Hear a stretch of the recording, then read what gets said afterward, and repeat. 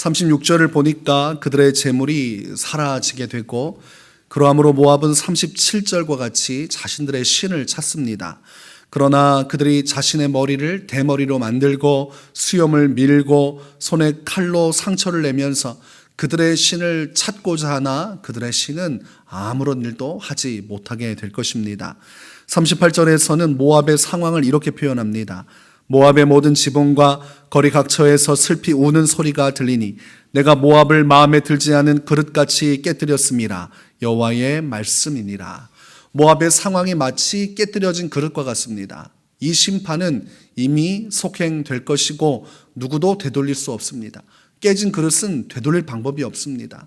그것처럼 이 하나님의 심판은 철회되지 않을 것이며 어떤 방법으로도 멈추어지지 않을 것을 말씀하고 있습니다. 40절을 보니까 이는 여호와의 말씀이니라. 그가 독수리같이 날아와서 모압 위에 그의 날개를 펴리라고 말씀합니다. 이 독수리가 누구냐면 바벨론입니다. 바벨론이 북방에서 날아와서 모압 위에 그의 날개를 펴게 될 것입니다. 그의 날개를 편다는 것은 모압을 정복할 것을 말씀하고 있습니다. 41절에 보니까 성읍들이 점령을 당하며 요새가 함락될 것이라고 말합니다. 독수리 같은 바벨론이 마침내 모압 땅을 점령하게 될 것을 분명하게 기록을 하고 있습니다. 모압에게 임하는 이 재앙은 뿌리칠 수 있는 것들이 아닙니다. 이것은 필연적인 멸망이고 어떻게 해서든 성취될 것들입니다. 44절은 그 상황을 아주 잘 표현하고 있습니다. 두려움에서 도망하는 자는 함정에 떨어지겠고 함정에서 나오는 자는 올무에 걸리리니 이는 내가 모압이 벌받을 해가 임하게 할 것임이라. 여호와의 말씀이니라. 모압이 이 재앙이 너무나 두려워서 뛰쳐나가지만 결국은 함정에 빠지게 되고 함정을 피하여 뛰쳐나가지만 결국은 올무에 빠지게 될 것이라고 말합니다. 심판을 벗어나기 위해서 몸부림치지만 어떻게든 하나님은 반드시 처벌하시고 심판할 것을 말씀합니다. 호랑이가 달려들기에 두려워 떨면서 호랑이를 피하였더니 그 앞에 함정이 있었습니다. 큰 구렁통에 떨어지게 되는 것입니다. 그러나 거기에서도 결국 탈출해서 3박 4일 만에 올라왔는데 어떤 상황이에요? 앞에 큰 구렁이 한 마리가 있다가 물어서 죽이는 것과 같습니다. 호랑이도 피하고 큰 함정도 피했더니 결국은 올무에 걸려서 뱀에 물려서 끝장나는 상황이 모압의 상황입니다. 한 번만 피하면 되겠지. 그렇게 하나님의 심판을 피하려고 하지만 결국은 피할 수 없을 것이고 결국은 망한다는 것입니다. 어떤 방식으로든 하나님의 심판은 피할 수 없고 주어질 것이며 강력하게 임할 것을 말씀을 하고 있는 것입니다. 우리의 삶도 마찬가지입니다. 모든 사람들은 모압처럼 하나님의 심판 앞에 서게 되어 있습니다. 누구도 그 심판을 되돌릴 수도 없고 피할 수도 없고 반드시 하나님의 심판대 앞에 서게 되는 것입니다. 그 앞에 서게 되면 예수님께서 백보좌에 앉아서 심판을 하십니다. 그때 사람들을 좌우로 나누실 것입니다. 한편에 선 사람은 양의 무리에 속한 자들이요, 또 한편에 선 사람들은 염소의 무리에 선 사람들입니다. 양의 무리에 선 사람들은 오직 하나님의 아들이신 예수님을 믿고 그 십자가 피로써 회개하고 그 안에서 회개 합당한 열매를 맺은 사람들, 곧 좁은 길을 따라 말씀을 따라 살아간 사람들이요, 하나님께서 말씀하신 십자가를 지며 고난받으며 복음의 길을 따라간 사람들입니다.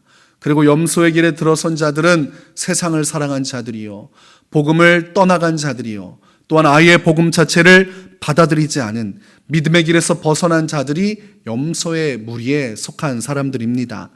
이집트의 10번째 재앙, 장자가 죽어나가는 그 심판이 임할 때에 오직 어린 양의 보혈, 어린 양의 피를 바른 집안만 장자가 생존할 수 있었습니다.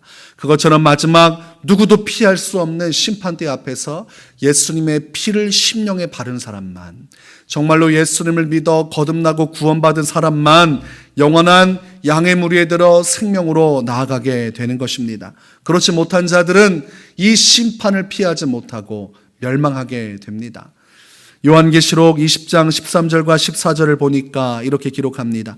바다가 그 가운데에서 죽은 자들을 내주고 또 사망과 음부도 그 가운데에서 죽은 자들을 내주매 각 사람이 자기의 행위대로 심판을 받고 사망과 음부도 불못에 던져지니 이것은 둘째 사망 곧 불못이라.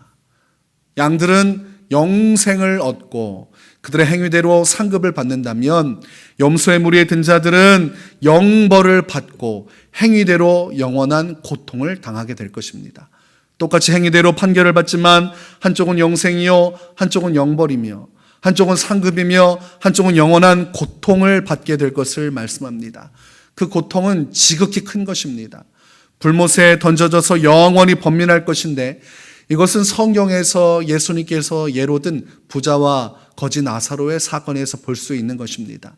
부자가 이 땅에서는 잘 먹고 잘 살았지만 결국은 죽어서 하나님의 심판에 이르게 되고 그 심판을 피하지 못하고 지옥의 불 가운데 들어가게 됩니다. 그곳에서 번민하고 고통스러워하는 것이 너무나 큰 갈증이 있었기 때문입니다. 그래서 그 거지 나사로의 손에 묻은 한 방울의 물을 먹고자 간구하나 절대로 그것을 얻지 못합니다. 그것이 마지막 날 이루어질 일들입니다. 결국 누구라도 하나님의 심판을 피할 수 없고 오직 예수님의 보혈 앞에 있는 자만이 능히 생명을 얻게 될 것입니다. 우리가 모압처럼 필연적인 멸망으로 빠지지 않으려면 정신을 바짝 차려야 됩니다. 그래서 성경은 고린도전서 10장 12절에 그런즉 선줄로 생각하는 자는 넘어질까 조심하라 이렇게 경고합니다. 이것은 믿는 자들에 대한 경고입니다. 믿지 않은 자는 애초에 선적이 없기 때문에 넘어질 이유가 없습니다.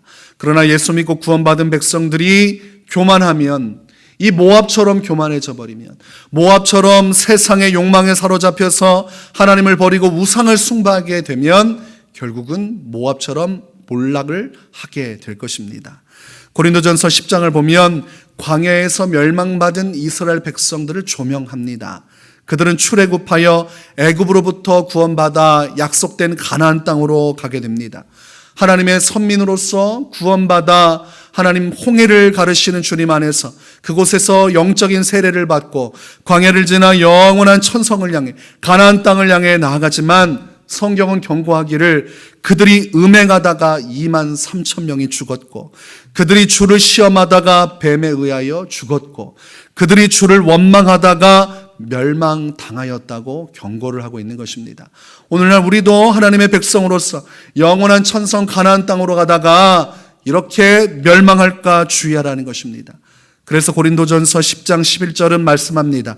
그들에게 일어난 이런 일은 본보기가 되고 또한 말세를 만난 우리를 깨우치기 위하여 기록되었느니라.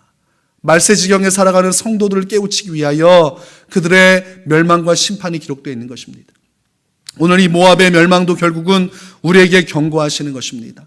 너희도 하나님 앞에서 교만하다가는 너희도 하나님 앞에서 우상 숭배하다가는 이 모압처럼 멸망하게 될 것이다.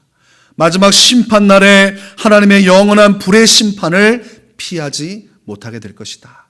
그러니 우리가 오늘 하루를 살아갈 때 지각을 가져야 됩니다.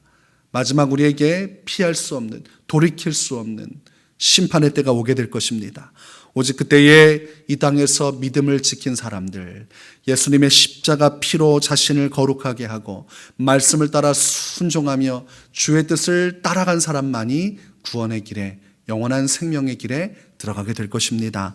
오늘 하루 오직 깨어서 기도하며 오직 주의 말씀 안에서 삼가 지키며 주의 뜻 안에 거하시기를 주의 이름으로 축원합니다.